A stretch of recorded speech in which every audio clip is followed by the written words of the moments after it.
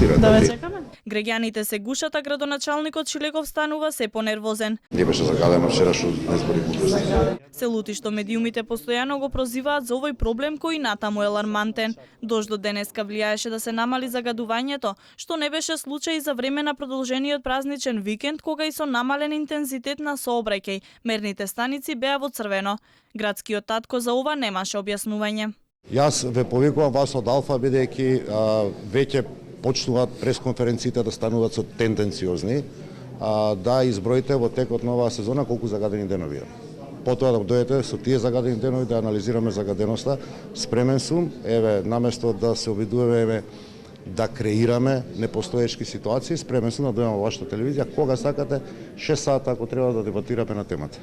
Проблемот со загадувањето беше клучен приоритет во програмата на Шилегов и на СДСМ. Тие постојано зборуваат дека креираат и спроведуваат мерки, но проблемот е што од нив нема позначителни ефекти. Граѓаните постојано протестираат и негодуваат, како последно така наречената зелена револуција излезе со предупредување дека мора итно да се спроведат нивните барања. Инаку загадувањето на воздухот е причина за смртност на околу 3000 лица годишно во државава и е петти главен ризик фактор за смртност во светот. Изложеноста на висока концентрација на PM честичките, според научните студии, предизвикува смртност од кардиоваскуларни, респираторни и други заболувања.